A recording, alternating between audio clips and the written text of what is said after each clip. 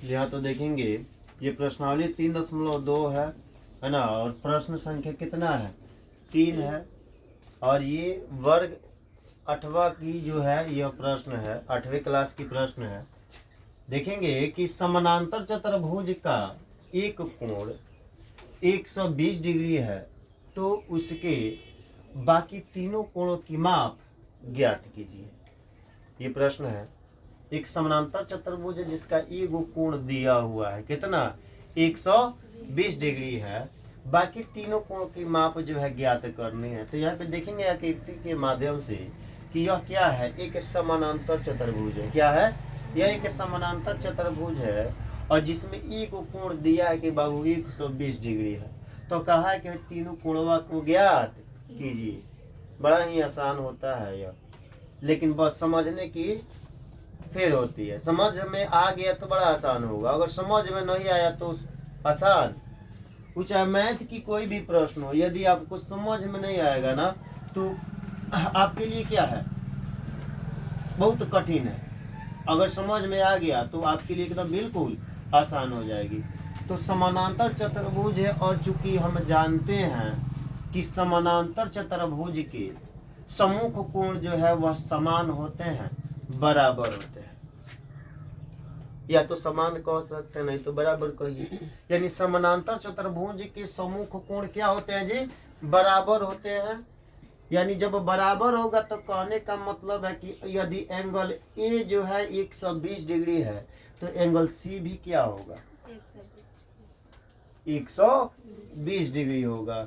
तो इससे देखिए एंगल ए निकल गया तो एंगल सी भी, एंगल ए दिया हुआ है तो एंगल सी ज्ञात हुआ कि नहीं, काहे ज्ञात हो गया, क्या कि इसके सम्मुख कोण क्या होते हैं, समान होते हैं। तो जब सम्मुख कोण समान होगा तो ये 120 डिग्री, तो एंगल सी भी कितना हो जाएगा 120 डिग्री।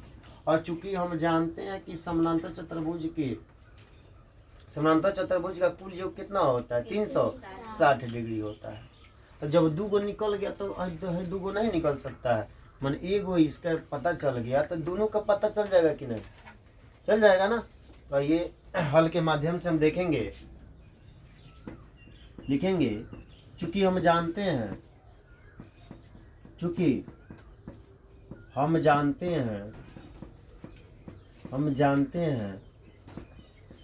कि समानांतर चतुर्भुज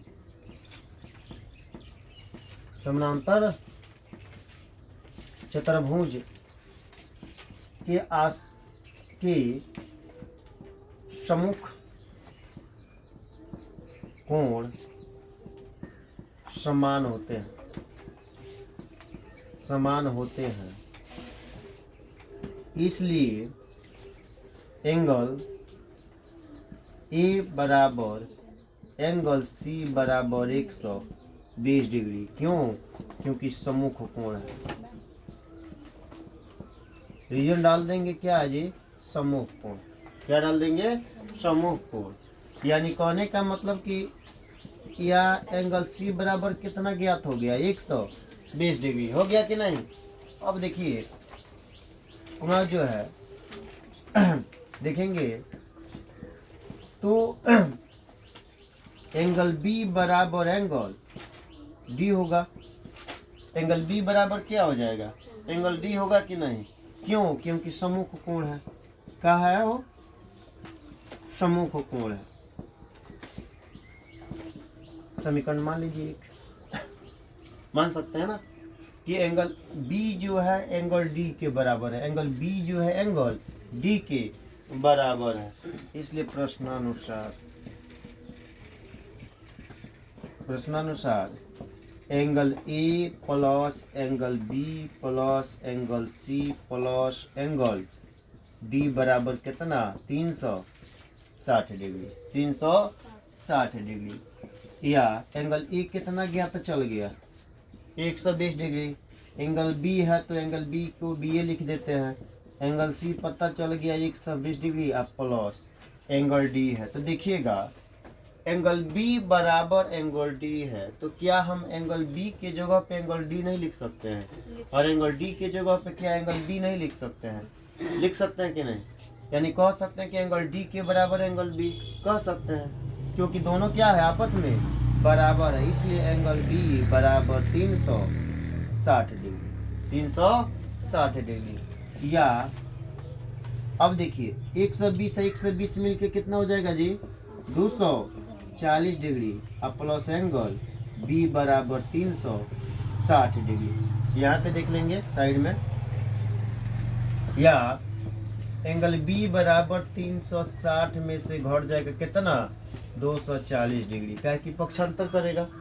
और ये जानते हैं कि जब प्लस वाला चीज रहता है, अगर उस साइड में जाएगा मामा जी के यहाँ, तो ठेकुआ चिवड़ा लेके जाएगा, जाएगा कि नहीं, तो ये लेके चले गए, तो एंगल बी बराबर कितना हो जाएगा, वो 0 में से 0 गया, ये यहाँ पे छूट गया है ना, एक एंगल बी कितना हो जाएगा, 2 एंगल बी ना हो जाएगा, है ना। और यहाँ पे भी एंगल 2 बी हो जाएगा, यहाँ पे भी एंगल 2 बी हो जाएगा, होगा कि नहीं होगा। एगो एंगल बी है, यहाँ पे भी एगो एंगल बी है, तो 2 एंगल बी ना होना चाहिए, 2 एंगल बी होगा। तो यहाँ पे 2 एंगल बी बराबर घट के आएगा कितना, तो 0 में से 0 गया 0, और 6 में से 4 गया 2, और 3 में से 2 गया, यानी 120 डिग्री। या एंगल बी बराबर 120/2, 2 छक 12, इसलिए एंगल बी बराबर कितना, 60 डिग्री। तो एंगल डी बराबर भी कितना हो जाएगा, 60 डिग्री, क्योंकि दोनों ये बराबर थे। ठीक है ना, समझ में आई, नोट कर लीजिए।